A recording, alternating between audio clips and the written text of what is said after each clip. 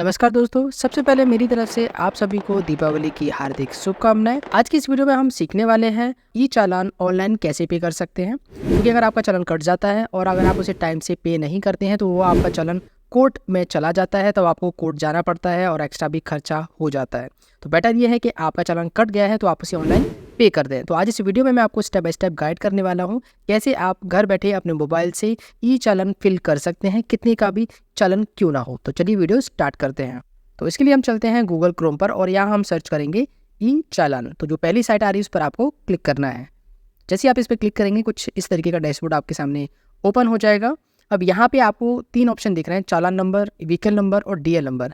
तो आप vehicle number डालकर फटाफट से यहाँ पे लॉगिन कर लें। तो यहाँ पे जितने भी चालान मेरे जो कटे हुए हैं वो यहाँ पे लिस्ट में दिख जाएंगे। तो फटाफट से यहाँ पे मैं अपना गाड़ी नंबर डाल के कैप्चा फिल करके ओटीपी फिल करके यहाँ पे लॉगिन कंप्लीट कर लेता हूँ।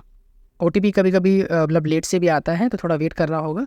तो ओटीपी आ चुका है, ओटीपी मैंने यहाँ फिल कर दिया है। उसके बाद मेरे सामने लॉगिन होने के बाद कुछ इस तरीके का डैशबोर्ड मेरे सामने ओपन होगा, जहाँ पर मेरे सभी जो चालान हैं वो यहाँ पे कटे हुए दिख रहे हैं, कितने पेंडिंग हैं, कितने डिस्पोज हो चुके हैं, वो भी आपको यहाँ डिटेल में मिल जाएंगे विद स्लिप के साथ। अब यहाँ पे मैंने जो पे किया हुआ है वो उसकी स्लिप यहाँ मिल सकती है। यहाँ पे जो मेरा सबसे ऊपर वाला जो दिख रहा है 500 रुपीज़ का, उस पर मुझे क्लिक करना है पे नाउ पर। तो जैसे आप उस पर क्लिक करेंगे यहाँ पे आपको अमाउंट दिख जाएगा, किस मोड से आप पेमेंट करना चाहते हैं, पीएनबी, एसबीआई। तो यहाँ पे कोई भी ऑप्शन सेलेक्ट कर सकते हैं, तो मैं एसबीआई जो है सेलेक्ट करता हूँ। टर्म एंड कंडीशन पे क्लिक करने के बाद आगे प्रोसीड करता हूँ।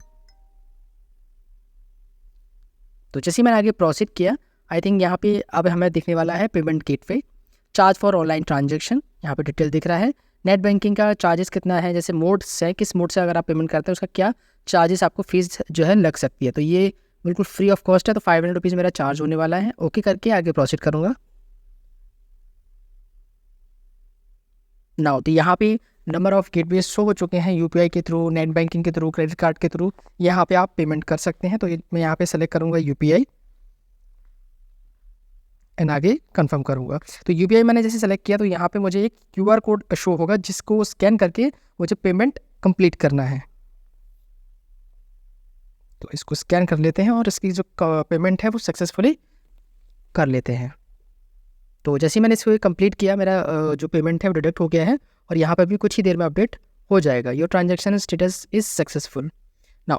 तो यहाँ पे आपके पास सारी डिटेल आएगा, इसका स्क्रीनशॉट आप ले सकते हैं ताकि इनकेस अगर फेल्ड हो गया या कोई और इशू आ गया, पेमेंट कट गया और आपको रिफंड नहीं हुआ, तो आप इसके थ्रू जो है क्लेम कर सकते हैं या कंप्लेन कर सकते हैं। पेमेंट सक्सेसफुल होने के बाद आपका जो मैसेज है वो रिसीव हो जाएगा कि आपका पेमेंट सक्सेसफुली रिसीव कर लिया गया है और आपका जो चालान है वो क्लोज भी कर दिया गया है। तो बाद में आप आके यहाँ पे देख सकते हैं कि आपका चालान क्लोज हुआ है या नहीं, और इसका जो पीडीएफ है वो ज़रूर डाउनलोड करके अपने पास रखिएगा। तो इस तरीके से आप घर बैठे ऑनलाइन ई चालान फिल कर सकते हैं।